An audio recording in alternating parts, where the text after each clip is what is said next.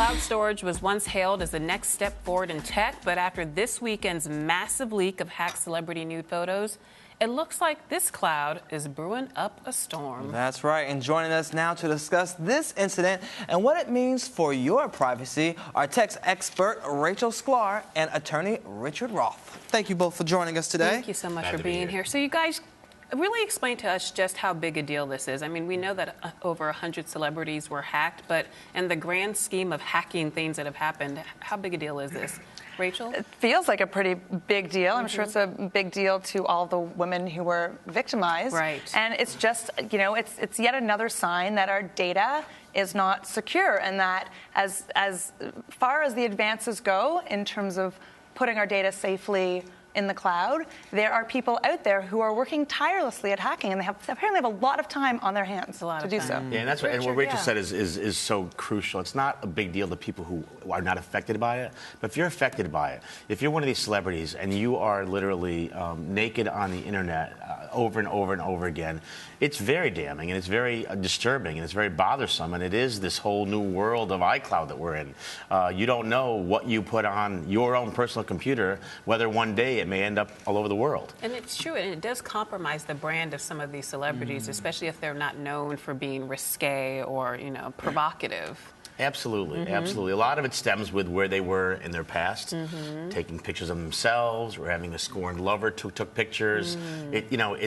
You don't know where you're going to be in the future, and when they were maybe 18 or 22, and now if they're 25 or 27, then it does affect them. But who cares if they're 45 or 47? You know, people have relationships, people are sexual, and that is great and fine, and there should be freedom to express oneself sexually with a lover, with a partner, with yourself if you want, without fear that some creep is going to get hold of your private property and expose it. So explain how they actually got hold of all the content, and how was this able to even occur? Yeah. I mean, I wish I understood the nitty-gritty of it, but there were vulnerabilities in the iCloud, and there were, they're not exactly sure if it's only iPhone, because there seems to have been some Android devices as well. But I think that, you know, there's on the internet, in the deepest, darkest, grossest recesses of the internet, there are trolls, there are people who haunt the sort of the subboards of 4chan and Reddit, and they're good at computers. They're good at the internet, and they spend a lot of time trying to crack these vulnerabilities.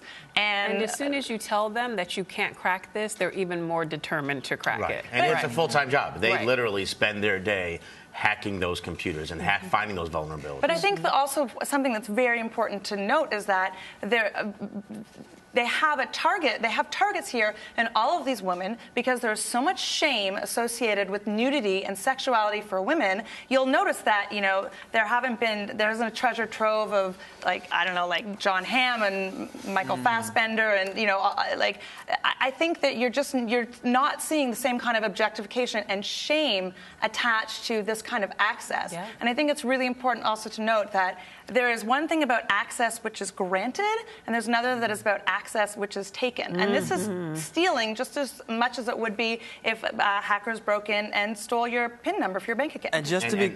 I'm sorry, and that gets to the legal issues. There are computer fraud and abuse acts, there are identity theft acts, there's cyber squatting acts, there's all kinds of acts that the federal government, Congress in particular, as well as all the states, have tried to bring in the last really more than 10, 15 years to try to stop this, to try to not have someone pretend they're you on Facebook, to try to not have someone go and hack your identity on iCloud or go and hack photographs on iCloud. And if you can catch them, which is the hard thing, finding these people is hard. But if you can find them, they can be imprisoned. There are crimes for these things. That person may not be in the U.S. That person could be in Europe. That person could be in Asia, Africa. They could be a minor. You just don't know. Correct. What is the legal recourse if they do indeed track down this person or ring of people who have done this? If they track them down, there are actually felonies. It could be a felony conviction for some of these serious offenders. How much time could they potentially face? It's hard to tell. You know, it depends how many. I mean, this one instance is a pretty damning instance. There's literally hundreds of people that apparently were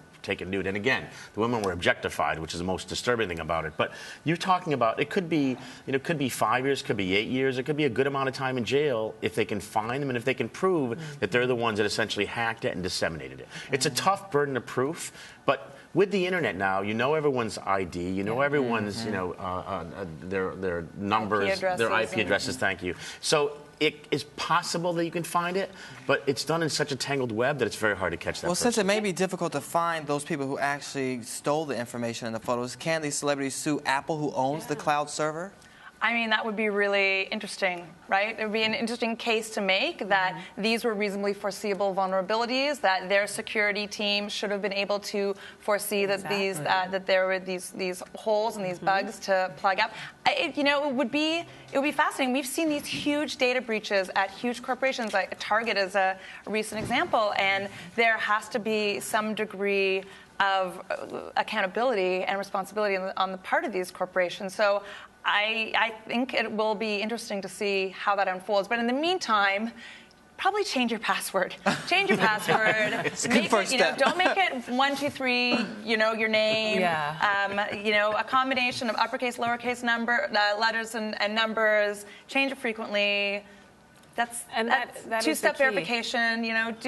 Take all of the precautions that you can. And also, don't do something stupid on the internet. I know that. But they were doing this in the privacy of their own home, presumably, and these things were on their own. These pictures were on their own computers and respective devices. So, if you can't do that at home, then what can you do? My answer is, if you want to do that at home, do that at home. Just don't put it on video.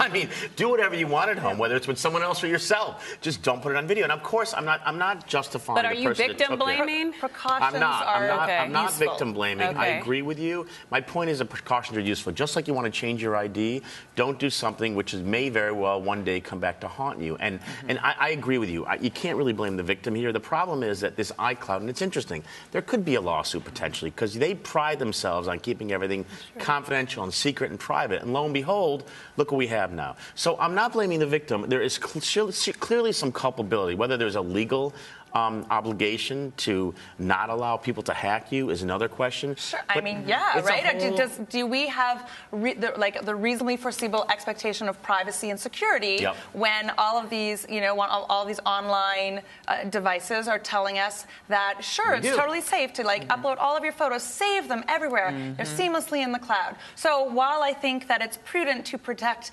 images of yourself in compromising positions, as you would protect your bank card number, right? I think that that's the right analogy here. They're two things of value that you don't want to get into the wrong hands. So bottom line, should we take our heads out of the cloud? Will these services ever be truly safe? Head out of the cloud. Head out of the storm and the head out of the cloud. I love it. I mean, you can answer that one. I'll let you go first. Listen, I think it is so tempting to adopt all of this new technology. It's convenient. The irony is that apparently the buzz is that, the new Apple iPhone 6 that they're going to be releasing is going to it's going to function as a wallet. So you can store everything on there. It'll be very interesting to see how they address that now, right? So it's, I guess, well, let's just say, my parents are very cautious about sharing any of their information online. I am slightly less cautious, being much more of an early adopter. But there is a point to being cautious, being extra sure, protecting the things that matter. Just think ahead to the catastrophic results that could happen from a breach. And the most important thing is to protect yourself. Yeah, and I would say that even our children are less cautious than we are. So as the generations go on, they just take it for granted that this stuff is going to be protecting of them, and it may not very well may not be. But I'd also like to think that the next generation won't have the same degree of stigma and shame attached to unauthorized images. And actually, I think we're actually seeing that sort of take effect in this case. I have seen much less victim blaming and slut shaming in this instance than I'm used to seeing, frankly, on the internet. So it's a welcome change. Well, on that note, make sure you be cautious. Keeping your clothes on. Yes, protect yourselves and change your passwords. Exactly. All right, thank you both so much. We'll be right back. Watching Arise Entertainment 360.